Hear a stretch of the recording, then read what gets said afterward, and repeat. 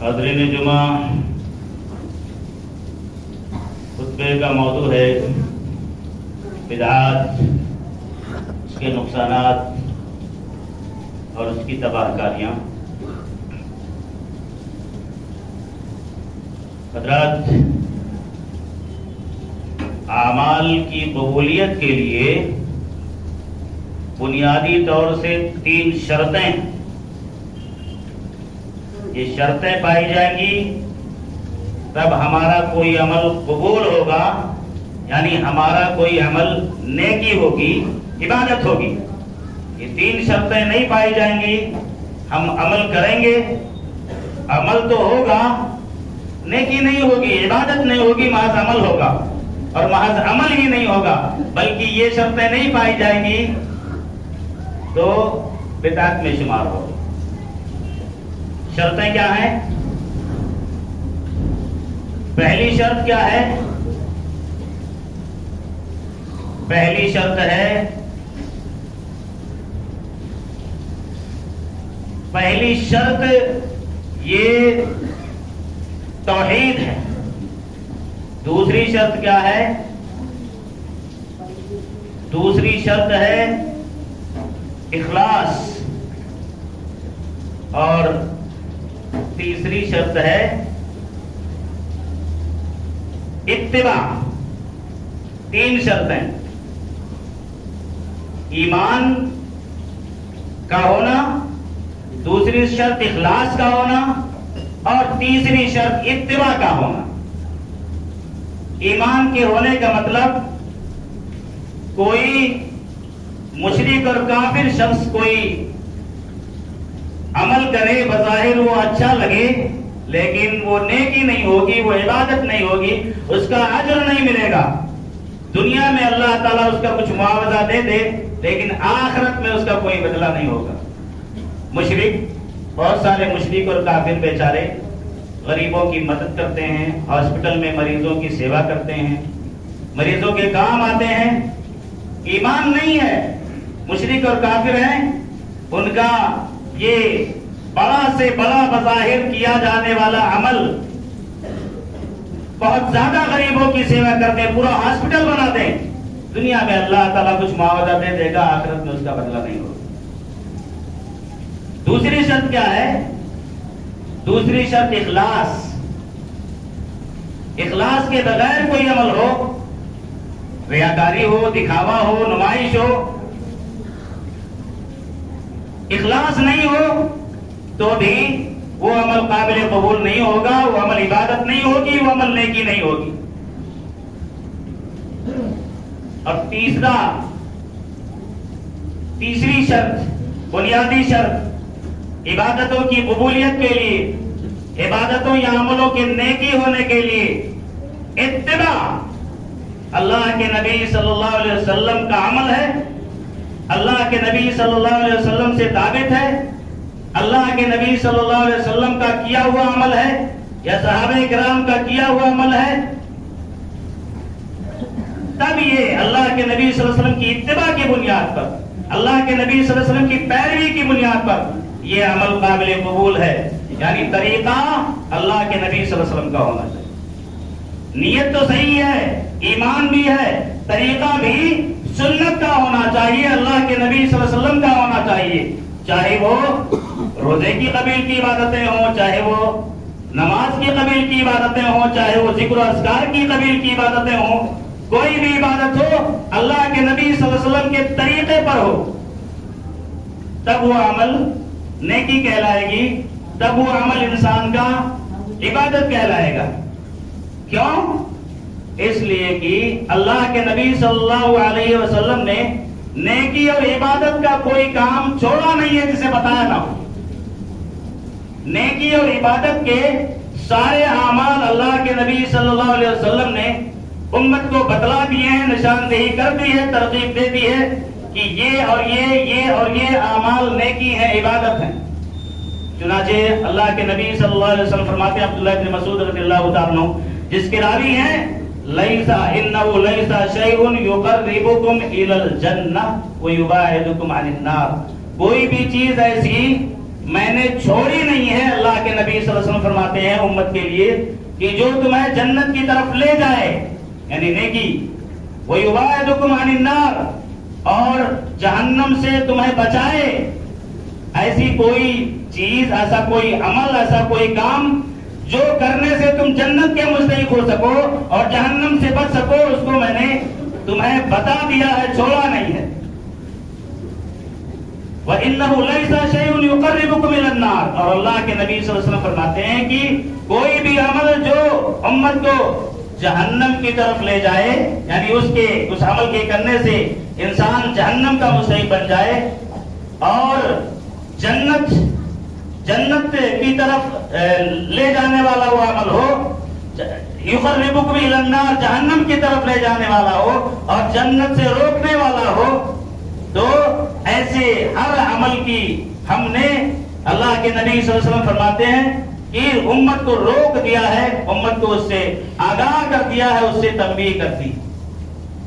نیکی کا ہر عمل اللہ کے نبی صلی اللہ علیہ وسلم نے بتا دیا ہے, برائی کا ہر عمل اللہ کے نبی صلی اللہ علیہ وسلم نے بتا دیا ہے.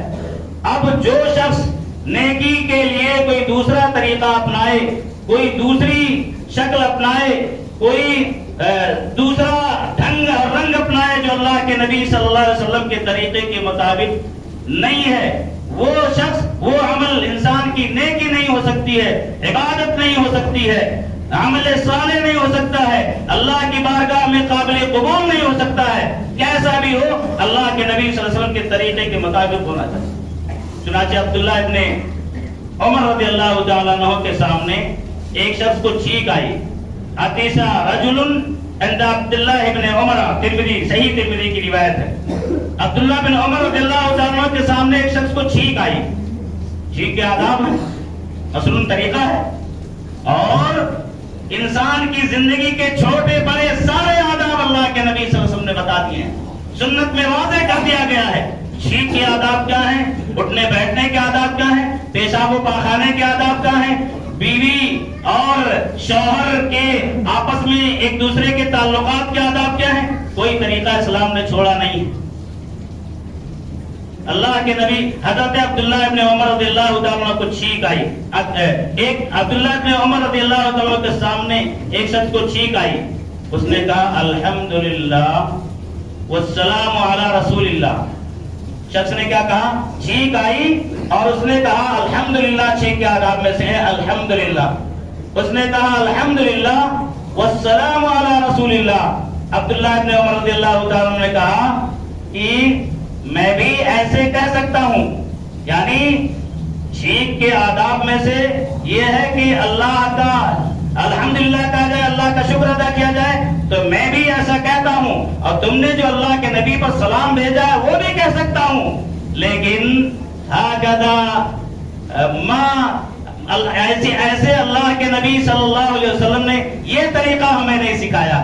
اللہ کے نبی صلی اللہ علیہ وسلم نے چھینک کے آداب کا یہ طریقہ نہیں سکھایا ہے کہ ہم الحمدللہ کہیں اور اس کے بعد اللہ کے نبی پر سلام بھی بھیجیں. کیوں میرے بھائی اور دوستو؟ اس لیے کہ اللہ کے نبی صلی اللہ علیہ وسلم نے جو طریقہ سکھایا ہے وہ صرف الحمدللہ کا سکھایا ہے. والسلام علی رسول اللہ, اللہ کے نبی صلی اللہ علیہ وسلم پر سلام بھیجنا اللہ کے نبی صلی اللہ علیہ وسلم نے نہیں سکھایا. سلام بھیجنا کوئی بری بات ہے, کوئی برا عمل ہے, کوئی گناہ کا عمل ہے؟ یقیناً کوئی گناہ کا عمل نہیں ہے. سلام بھیجنے کی ترغیب دی ہے اللہ کے نبی صلی اللہ علیہ وسلم نے, لیکن بس طریقہ تھوڑا سا ایک لفظ کی زیادتی ہے, ایک چھوٹے سے, حالانکہ وہ لفظ بالکل اپنی جگہ پر مستحب ہے, اس لفظ کا اجر ہے, لیکن وہاں وہ اسلوب اور وہ طریقہ اللہ کے نبی صلی اللہ علیہ وسلم نے نہیں سکھایا. یہ ہے سنت کی اتباع, سنت کی پیروی, اور صحیح معنوں میں عبادات کی قبولیت کے لیے جو شرائط اسلام نے طے کیے ہیں, ان شرائط پر اگر ہمارا کوئی عمل نہیں اتر رہا ہے تو وہ نیکی نہیں ہو سکتی ہے, وہ عبادت نہیں ہو سکتی ہے. ابو موسیٰ اشعری رضی اللہ تعالیٰ عنہ کوفہ کی جامع مسجد میں گئے. یہ بھی سنن دارمی کی روایت ہے, اور شیخ البانی رحمہ اللہ نے الصحیحہ کے اندر جلد 5 صفحہ 11 پر اس کی تصحیح فرمائی ہے. ابو موسیٰ اشعری رضی اللہ تعالیٰ مشہور صحابی رسول کوفہ کی جامع مسجد میں گئے اور وہاں ایک منظر دیکھا فجر کی نماز سے پہلے. لوگ نماز سے پہلے پہنچے ہوئے ہیں، نماز کا انتظار کر رہے ہیں، لیکن نماز کے انتظار کے وقت ایک خاص عمل انجام دے رہے ہیں، ایک مخصوص طریقے کے مطابق وہ لوگ ذکر کر رہے ہیں، تسبیح تحلیل اور تکبیر پڑھ رہے ہیں۔ مخصوص طریقہ کیا ہے؟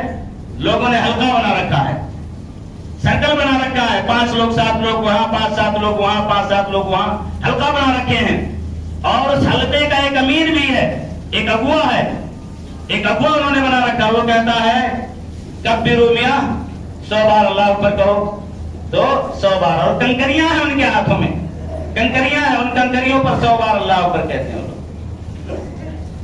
سب میاں، وہ امیر کہتا ہے 100 بار تسبیح بیان کرو، سبحان اللہ پڑھو، 100 بار وہ لوگ تسبیحیں پڑھتے ہیں۔ ہلیلو میاں، وہ ان لوگوں کا لیڈر کہتا ہے کہ لا الہ الا اللہ 100 بار پڑھو، وہ لوگ 100 بار لا الہ الا اللہ پڑھ رہے ہیں اور کنکریوں پر پڑھ رہے ہیں۔ ابو موسیٰ اشعری رضی اللہ تعالیٰ عنہ نے یہ منظر دیکھا، بڑا عجیب لگا انہیں، اور مسجد سے نکل کر کے عبداللہ ابن مسعود رضی اللہ تعالیٰ عنہ کے پاس پہنچے، گھر پر پہنچے، عبداللہ ابن مسعود رضی اللہ تعالیٰ عنہ سے کہا کہ میں نے مسجد کے اندر، ابو موسیٰ اشعری رضی اللہ تعالیٰ عنہ کہتے ہیں کہ میں نے مسجد کے اندر یہ منظر دیکھا ہے۔ عبداللہ ابن مسعود رضی اللہ تعالیٰ عنہ نے کہا کہ تم نے ان سے کیا کہا؟ کہا ما قلت لهم انتظار رائے کا، عبداللہ ابن مسعود آپ کی رائے کے انتظار میں ہم نے کچھ نہیں کہا۔ عبداللہ ابن مسعود رضی اللہ تعالیٰ نے کہا ابو موسیٰ اشعری، انہیں اس عمل کے بجائے یہ کہتے کہ تم کنکریوں پر ان تسبیحات کو گننے کے بجائے اپنے گناہوں کو گنتے تو یہ کام تمہارے لیے بہتر ہوتا۔ اس بدعت کے ایجاد سے، اس نئے طریقے کے ایجاد سے، اور ذکر اور تسبیح کے اس الگ طریقے کے ایجاد سے بہتر یہ تھا کہ تم بیٹھ کر کے اپنے گناہوں کو گنتے، اپنا محاسبہ کرتے ہو، تو یہ تمہارے لیے بہتر ہوتا۔ پھر عبداللہ ابن مسعود رضی اللہ تعالیٰ عنہ ابو موسیٰ اشعری رضی اللہ تعالیٰ عنہ کے ساتھ ان لوگوں کے پاس گئے، اس سرکل اور جو سرکل جو بنایا ہوا تھا انہوں نے، اور دائرہ جو بنایا ہوا تھا آدمیوں کا، اس سرکل میں سے ایک سرکل کے پاس پہنچے اور کہا ما تفعلون ما تصنعون، کیا کر رہے ہو تم لوگ؟ ان لوگوں نے کہا ابا عبد الرحمن، اے ابو عبد الرحمن، یہ ابو مسعود رضی اللہ تعالیٰ کی کنیت ہے، اے ابو عبد الرحمن، حسن نعد التکبیر والتحلیل والتسبیح، یہ کنکریاں ہیں، اس پر ہم تکبیر پڑھ رہے ہیں، تحلیل پڑھ رہے ہیں، تسبیح پڑھ رہے ہیں۔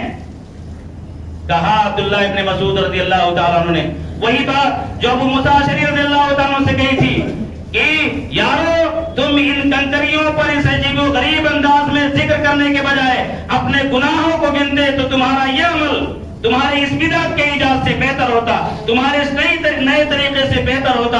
اور کہا پھر عبداللہ ابن مسعود رضی اللہ تعالیٰ نے ان کو ڈانٹا اور کہا وَيْحَكُمْ يَا أُمَّةَ مُحَمَّدٍ، اے امت محمدیہ کے لوگوں، افسوس ہے تمہارے اوپر، حیرت ہے تمہارے اوپر، ہؤلاء اصحاب محمد متواترون، اللہ کے نبی صلی اللہ علیہ وسلم کے صحابہ ابھی بڑی تعداد میں موجود ہیں، یعنی اللہ کے نبی صلی اللہ علیہ وسلم کو رخصت ہوئے یہ دنیا سے ابھی زیادہ وقت نہیں ہوا، اللہ کے نبی صلی اللہ علیہ وسلم کے صحابہ بڑی تعداد میں ابھی موجود ہیں۔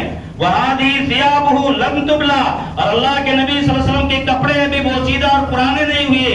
وَآنِيَتُهُ لَمْ تُكْسَرْ، اور اللہ کے نبی صلی اللہ علیہ وسلم کے چھوڑے ہوئے برتن ابھی ٹوٹے نہیں، یعنی ابھی زمانے نبوت کو زیادہ وقت نہیں گزرا ہے اور تم نے یہ بدعت ایجاد کر لی، تم نے یہ عبادت کا، ذکر کا، تسبیح، تحلیل اور تکبیر کا یہ نیا طریقہ ایجاد کر لیا۔ عبداللہ ابن مسعود رضی اللہ تعالیٰ فرماتے ہیں اللہ کی قسم انکم لعلی ملت ہوا اہدی من ملت محمد، تم یہ طریقہ جو ایجاد کر کے رکھے ہو تسبیح کا، ذکر کا، یہ طریقہ یا تو اللہ کے نبی صلی اللہ علیہ وسلم کے طریقے سے بہتر ہے، اور اللہ کے نبی صلی اللہ علیہ وسلم کے طریقے سے بہتر بھی کوئی طریقہ ہو سکتا ہے؟ ہرگز نہیں ہو سکتا۔ مطلب یہ کہ یہ تمہارا طریقہ اللہ کے نبی صلی اللہ علیہ وسلم سے بہتر تو ہو نہیں سکتا۔ اور مفتح بابا ضلالت، یا ضلالت و گمراہی کا دروازہ کھول رہے ہو، یا تمہارا یہ عمل ضلالت ہے، گمراہی ہے، بدعت ہے، جس کے اوپر اجر ملنے کے بجائے تمہیں گناہ ملے گا۔ کہا ان لوگوں نے عبداللہ ابن مسعود یا ابا عبد الرحمن، ان کی کنیت ہے ابو عبد الرحمن، عبداللہ ابن مسعود کی، کہا کہ ہم خیر کا ارادہ، نرید الخیر، اے عبداللہ ابن مسعود ہماری نیت خیر کی ہے، نیکی کرنے کی ہے، عبادت کرنے کی ہے، ذکر کرنے کی ہے، اور کوئی نیت نہیں ہے۔ کہا کم من مرید للخیر لم تصیبہ، بہت سارے خیر کے ارادے کرنے والے، بھلائی کا ارادہ کرنے والے، نیکیوں کا ارادہ کرنے والے، نیکیوں کی نیت سے نیکیاں کرنے والے بہت سارے لوگ طریقہ صحیح نہ ہونے کی وجہ سے وہ نیکی نہیں پا سکتے، وہاں وہ عبادت نہیں ہو سکتا، ان کا عمل اللہ کی بارگاہ میں قابل قبول نہیں ہو سکتا۔ میرے بھائی اور دوستو، اب ذرا غور کیجئے کہ تسبیح، تحلیل، تکبیر مسجد میں بیٹھ کر کے پڑھ رہے ہیں، جگہ بھی بڑی مبارک جگہ، اور کام بھی اللہ کی بڑائی بیان کرنا ہے، اللہ کی پاکی بیان کرنا ہے، اللہ تعالیٰ کی الوہیت بیان کرنا ہے، پھر اس میں کوئی حرج ہے؟ حرج ہونا چاہیے؟ نہیں ہونا چاہیے حرج، لیکن حرج اس لیے ہے کہ یہ طریقہ اللہ کے نبی صلی اللہ علیہ وسلم کا نہیں ہے کہ مسجد میں حلقہ بنا کر کے بیٹھیں، ایک ان کا امیر ہو، وہ جو کہے وہ کرو، اور دوسرے کی کنکریاں ہاتھ میں ہو۔ یہ طریقہ بظاہر میرے بھائی اور دوستوں کوئی مذاقہ نہیں ہونا چاہیے، لیکن اللہ کے نبی صلی اللہ علیہ وسلم نے اس طرح سے کوئی تسبیح اور اس طرح کے ذکر کرنے کی کہیں ترغیب نہیں دی ہے کہ حلقہ بنا کر کے بیٹھو اور کنکریوں پر گنو۔ یہاں ایک مسئلہ یہ بھی ثابت ہوتا ہے، حلقے کی بات تو معاشرے میں نہیں ہے، لیکن ایک بات معاشرے میں ہے کہ لوگ تسبیح کے دانوں پر تسبیحات پڑھتے ہیں، تسبیحات یا اذکار جو بھی پڑھنا ہوتا ہے تسبیح کے دانوں پہ پڑھتے ہیں۔ یہ روایت بتاتی ہے کہ کنکریوں پر اگر تسبیحات پڑھنا منع ہے تو تسبیح کے دانوں پر بھی تسبیحات پڑھنا منع ہے۔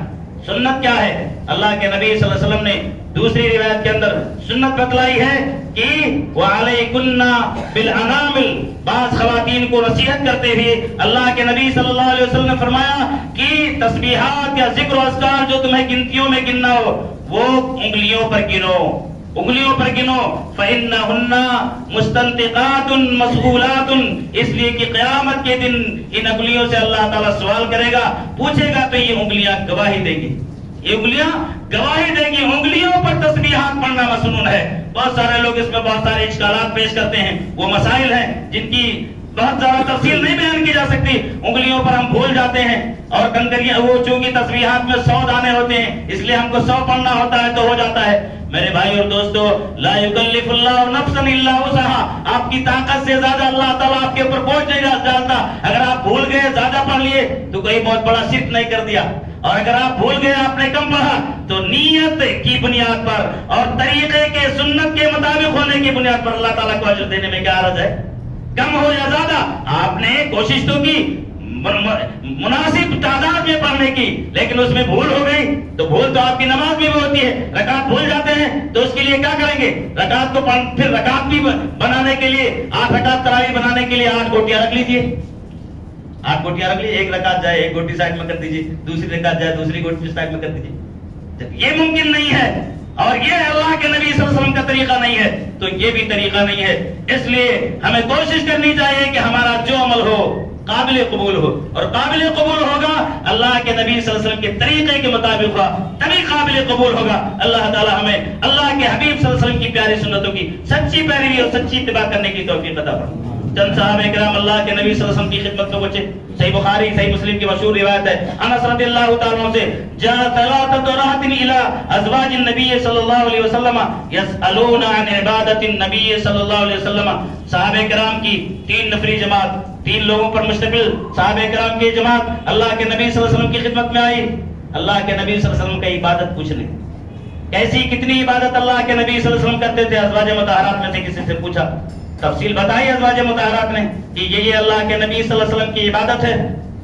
فَكَأَنَّهُمْ تَقَالُّوهَا، میرے بھائی اور دوستو ان کے اندر خوف خدا کتنا تھا، فکر آخرت کتنی تھی، اللہ کا ڈر کتنا تھا، نیکی کا جذبہ کتنا تھا، نیکی کا جذبہ کتنا تھا۔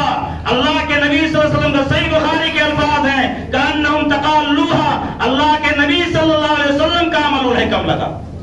یہ تو اللہ کے نبی صلی اللہ علیہ وسلم کا عمل کم ہے، ہم تو بہت گنہگار ہیں، ہمیں اور نیکیاں کرنی چاہیے، اور نیکیاں کرنی چاہیے۔ کس قدر جذبہ ہے۔ لوگ کہتے ہیں ارے نیکی کے جذبے سے رات جاگ لیا تو کیا حرج ہے، نیکی کی نیت سے کوئی رات میں شب برات کی رات میں کوئی نفلی نماز پڑھ لی تو کیا حرج ہے؟ کیا حرج ہے میرے بھائی اور دوستو؟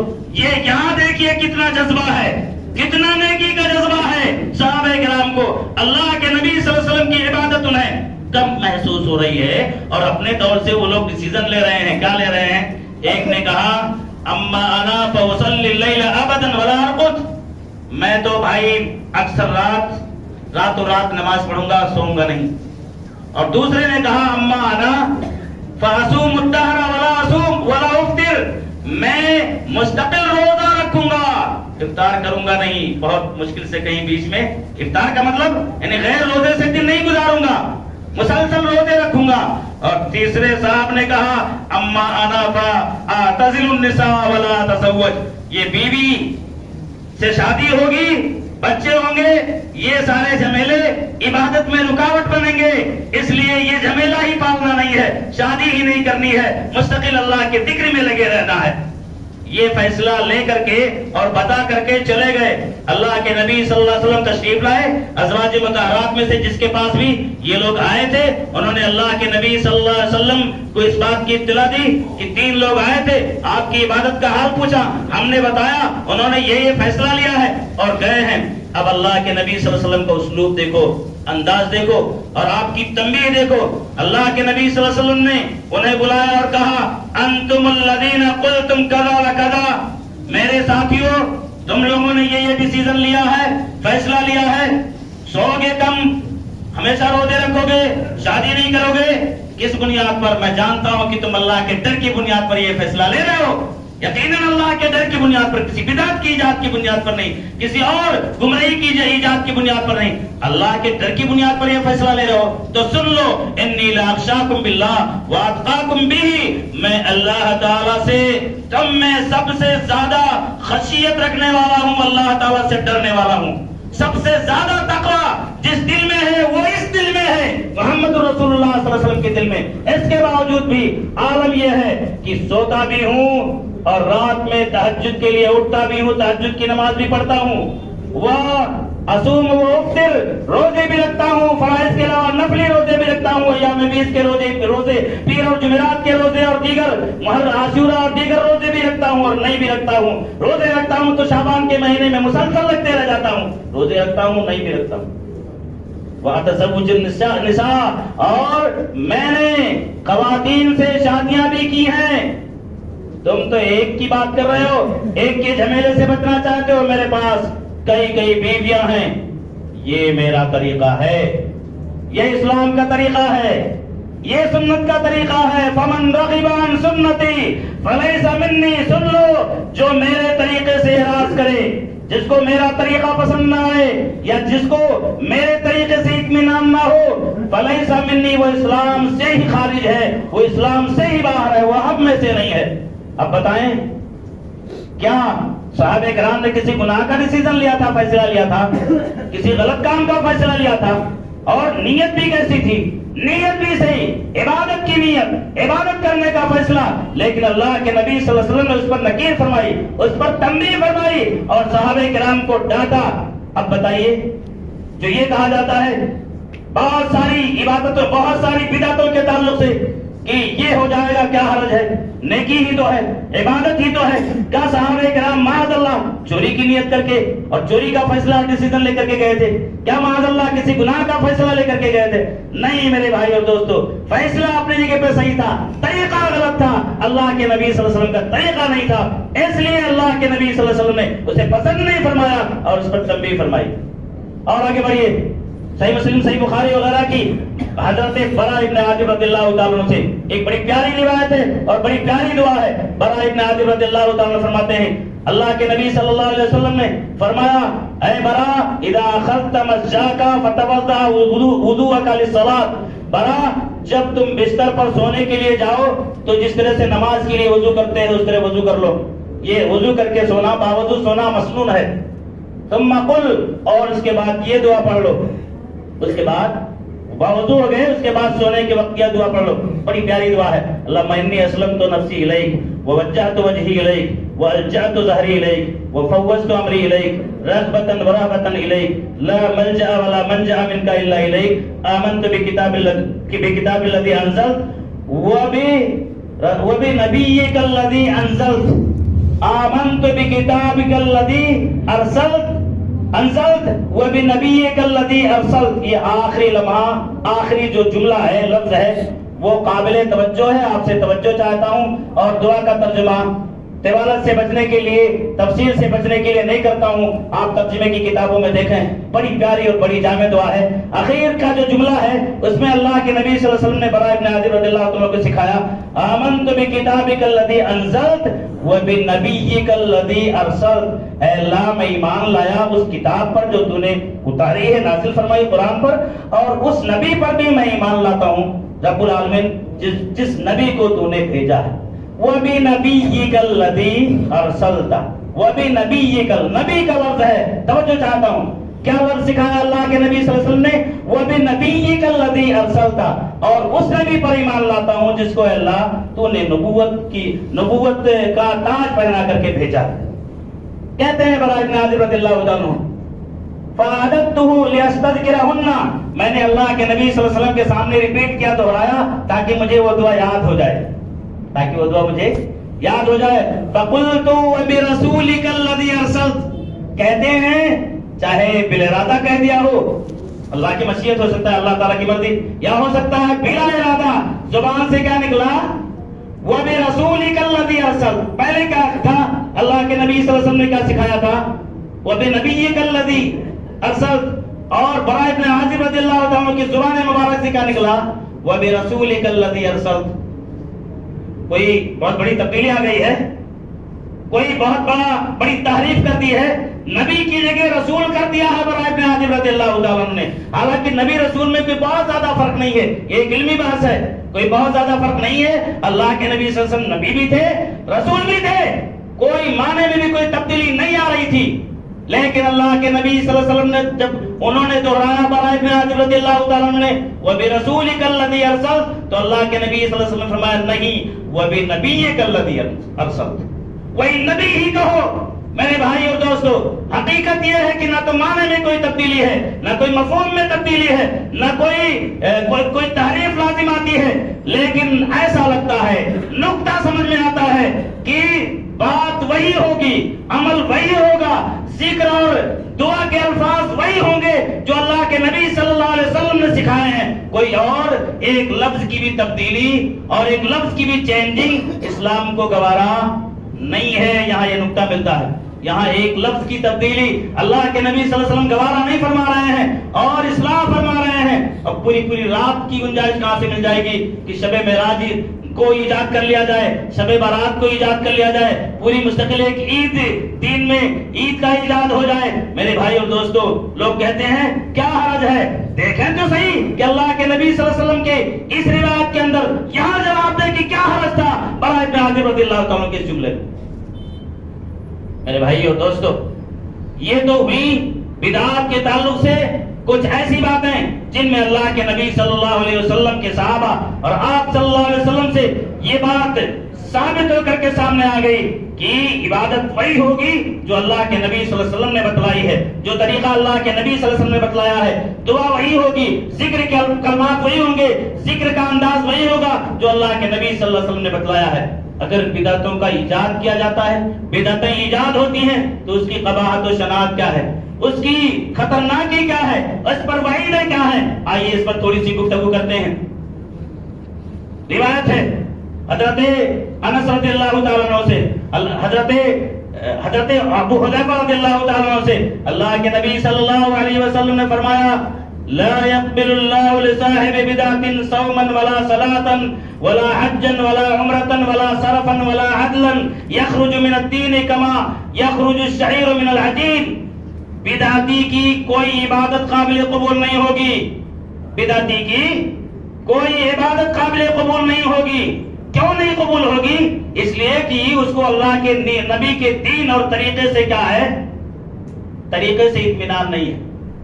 اللہ کے نبی کے دین اور طریقے، اپنے عبادت کا جو طریقہ متعین کر دیا ہے، اس طریقے سے اس کو اطمینان نہیں ہے. اور محمد رسول اللہ کا مطلب کیا ہے؟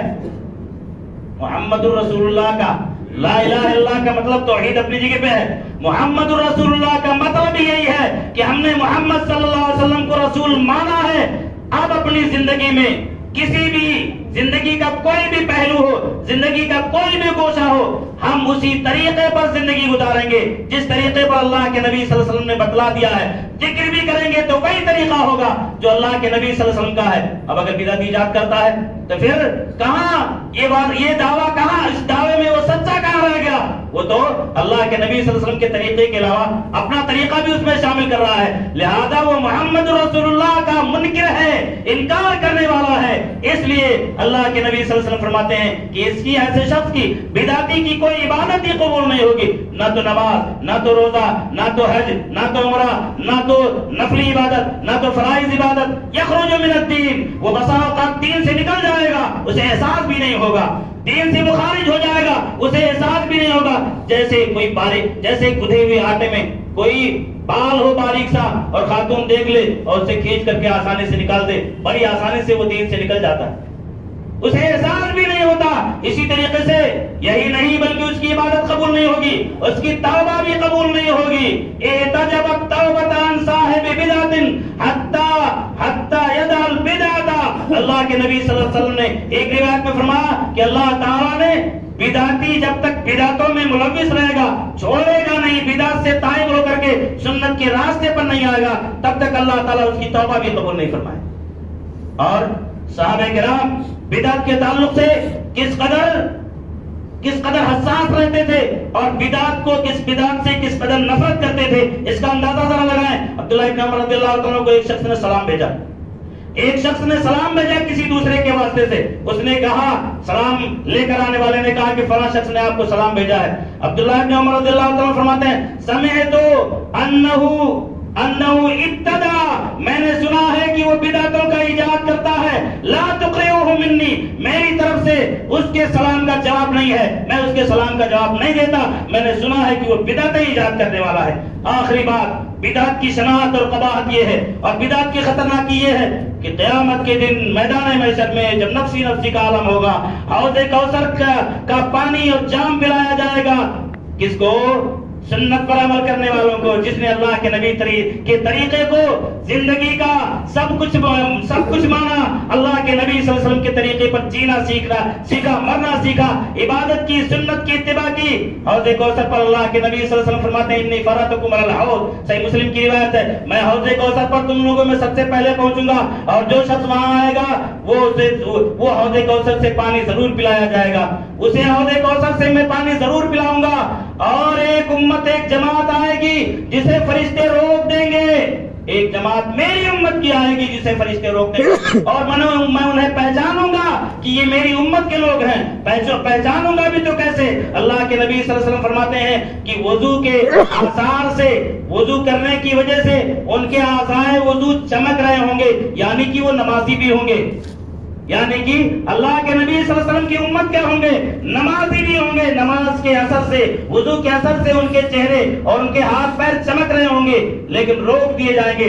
اللہ کے نبی صلی اللہ علیہ وسلم فرماتے ہیں کہ میں فرشتوں سے کہوں گا جو روکیں گے کہ فرشتوں آنے دو, یہ تو میری امت کے لوگ ہیں, یہ نمازی لوگ ہیں. اللہ کے نبی صلی اللہ علیہ وسلم فرماتے ہیں کہ فرشتے جواب دیں گے اس وقت, اے محمد صلی اللہ علیہ وسلم, لا تدری ما حدثوا بعدک. یہاں عقیدہ بھی طے ہوتا ہے, علم غیب کا عقیدہ, لیکن اس طرف گفتگو کرنے کا موقع نہیں ہے. اللہ کے نبی صلی اللہ علیہ وسلم کو فرشتے کہیں گے, اللہ کے نبی صلی اللہ علیہ وسلم, آپ کے بعد ان لوگوں نے دین کے اندر کیا کچھ ایجاد کر دیا تھا, کیا کچھ کمی زیادتی کر دی تھی, آپ کے دین میں کس قدر بدعتیں ایجاد کر دی تھی, آپ کو نہیں پتا ہے. انہیں بدعتوں کے ایجاد کرنے کی وجہ سے انہیں حوض کوثر سے محرومی ہو رہی ہے اور انہیں روکا جا رہا ہے.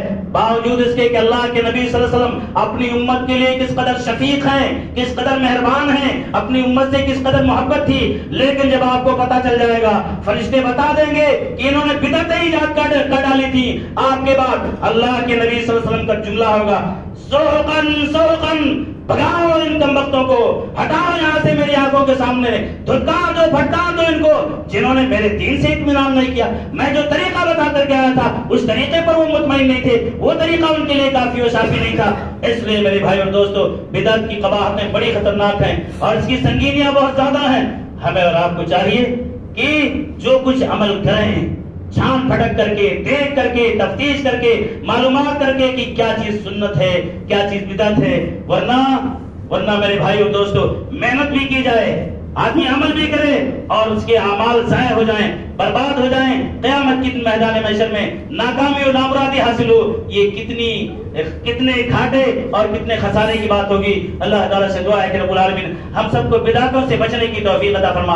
امت جو بدعتوں میں ملوث ہے انہیں امت کے لوگوں کو بدعت سمجھنے کی توفیق عطا فرما، سنت سمجھنے کی توفیق عطا فرما۔ رب العالمین نے پیارے نبی صلی اللہ علیہ وسلم کے طریقے سے محبت کرنے کی توفیق عطا فرما۔ ہم سب کو پیارے نبی صلی اللہ علیہ وسلم کی زندگی اور آپ کے طریقے اور آپ کی سنتوں سے محبت کرنے کی توفیق عطا فرما۔ رب العالمین ہمارے جو بھائی پریشان ہیں، کسی بھی طرح کی پریشانی میں مبتلا ہیں، رب العالمین ان کی پریشانیوں کو دور فرما۔ جو مظلوم ہیں انہیں ظالموں کے ظلم سے نجات عطا فرما۔ رب العالمین ہمارے جو بھائی بیمار ہیں انہیں شفا کامل و عاجل عطا فرما۔